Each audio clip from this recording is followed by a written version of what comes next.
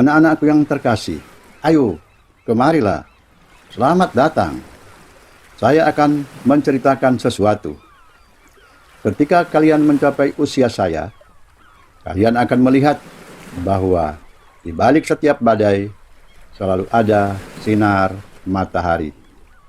Sabat lalu, Tuhan memberi saya wahyu tentang masa depan yang luar biasa. Pada hari Tuhan, yakni hari Sabat, saya melihat apa yang akhirnya akan terjadi dengan kekaisaran Romawi ini dan dengan akhir dunia. Banyak orang mengira bahwa kitab Wahyu adalah kitab misterius yang tidak dapat dipahami. Tapi itu tidak benar. Itu adalah kitab yang dinyatakan. Apakah kalian melihat pulau yang sepi ini? Ini sebenarnya penjara, dan Kaisar Domitian telah mengirim saya ke sini untuk mengasingkan saya dari saudara-saudari Kristen saya.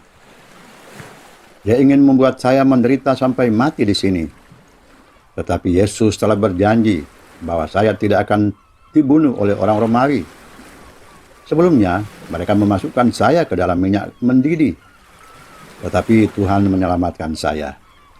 Sama seperti Dia menyelamatkan teman-teman Daniel dari perapian yang menyala-nyala. Jadi, kalian juga jangan takut. Di balik setiap penganiayaan terdapat kemenangan. Dan di balik setiap nubuat terkandung suatu janji. Bahkan di sini, Tuhan telah mengubah penderitaan dan kesepian saya di tempat ini menjadi berkat yang besar. Tiap hari saya berdoa untuk orang-orang Kristen di Roma. Kaisar Nero telah membunuh dan memenjarakan banyak orang Kristen.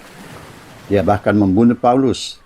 Dan meskipun Pilatus telah mencuci tangannya dari rasa bersalah karena menyerahkan Yesus untuk disalibkan, dia tidak pernah memiliki kedamaian di dalam hatinya lagi. Tentang Kaisar Nero, tahukah kalian hal apa yang membuat Nero sangat marah? Itu karena beberapa orang di rumahnya sendiri menjadi Kristen. Iya, mereka melihat perbedaan antara Nero, dia mengaku sebagai dewa di bumi, dan Tuhan Yesus yang adalah Raja segala raja dan Tuhan segala Tuhan. Mereka melihat bahwa kerajaan Allah adalah kerajaan damai dan cinta. Tetapi kerajaan Romawi itu kasar, tanpa ampun, dan korup. Oh, Nero tidak tahan. Dia mengejar orang-orang Kristen dengan kekejaman yang kejam selama beberapa tahun. Nero secara tidak adil menyalahkan orang-orang Kristen atas kejahatan yang tidak pernah mereka lakukan dan menuduh mereka sebagai penyebab semua bencana yang menimpa mereka. Banyak juga orang yang disalibkan seperti Yesus. Nero mengorganisir permainan yang kejam dan melemparkan orang-orang Kristen ke singa-singa untuk bersenang-senang. Orang-orang buta terhadap kengerian itu semua dan senang melihat darah dan kematian. Nero bahkan menyalahkan umat Kristen atas kebakaran yang menghancurkan sebagian besar kota Roma. Tetapi tahukah kalian, Nero sendirilah yang sebenarnya menyalakan api itu. Dia membuat orang-orang Romawi membenci orang Kristen. Tetapi tetap saja ada ribuan orang menerima Yesus. Demikian pula anak-anak, sebelum Yesus datang pada kali yang kedua, mereka yang setia pada prinsip-prinsip Tuhan akan dianiaya. Tahta Roma akan meminta pertanggungan-jawab orang Kristen sejati atas kejahatan yang tidak mereka lakukan dan akan memenjarakan mereka. Tetapi ketika ini terjadi, jangan takut, itu hanya berarti bahwa Yesus akan segera datang. Tuhan akan mengirimkan malaikatnya untuk melindungi kalian. Lihat itu. Apa kalian bisa lihat? Kalian akan melihat bahwa setelah penganiayaan dan kesengsaraan, maka segala ketidakbenaran ini akan berakhir. Kekaisaran Roma tidak akan bertahan selamanya. Mereka juga akan berlalu, sebagaimana yang ditunjukkan dalam mimpi Nebukadnezar. Setelah kaki besi muncul 10 jari kaki. Ya, 10 suku barbar akan datang dan menghancurkan kerajaan besar ini. Salah satu dari 10 suku itu adalah Sakson, yang kemudian menjadi Inggris Raya yang bergaya. Dan kaum Frank lalu membentuk Prancis yang romantis. Suku Germanik yang kuat juga akan menguasai sebagian besar wilayah Romawi. Orang Burgundi akan tinggal di pegunungan Alpen dan membentuk Swiss yang megah. Jangan lupa orang Lombard yang bahagia. Mereka akan tinggal di Italia. Visigoth akan bertarung dengan kuat dan akan menjadi penguasa laut, tetapi tetap menjadi pusat mereka di Spanyol. Saingan laut yang hebat adalah Suevi, yang kemudian menjadi negara Portugal. Tetapi tidak satu pun dari negara-negara ini yang akan dapat menjadi sekuat kekaisaran Romawi.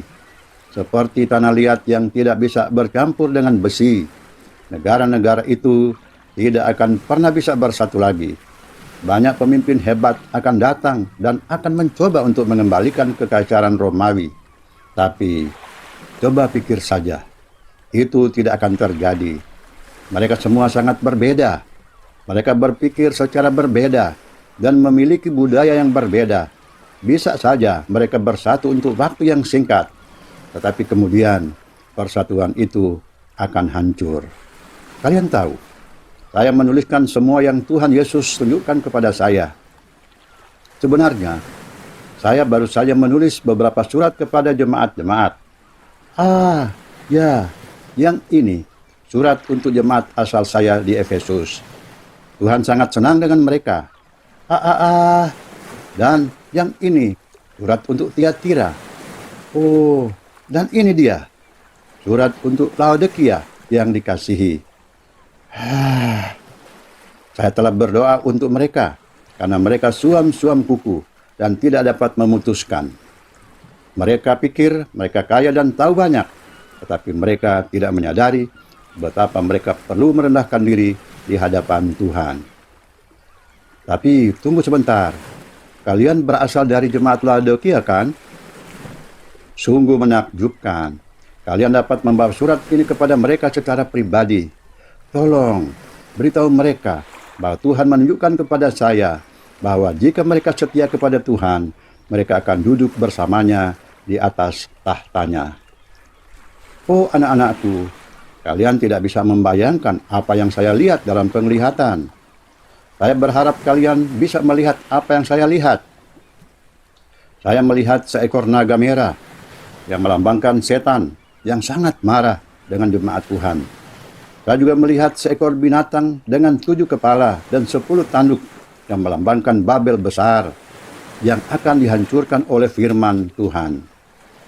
Saya juga melihat Yesus sebagai Raja segala raja yang turun dari surga sebagai penakluk dan pemenang. Saya melihat Yerusalem baru yang cantik bagai pengantin wanita turun ke bumi. Dan saya melihat kalian, anak-anak yang setia, berdiri di atas laut kaca di hadapan anak domba. Wahai anak-anak, waktunya sangat singkat. Dunia ini tidak layak atas segala cinta dan kasih sayang kita. Jadi, bersetialah sampai akhir dan kita akan bertemu lagi. Sampai jumpa anak-anak.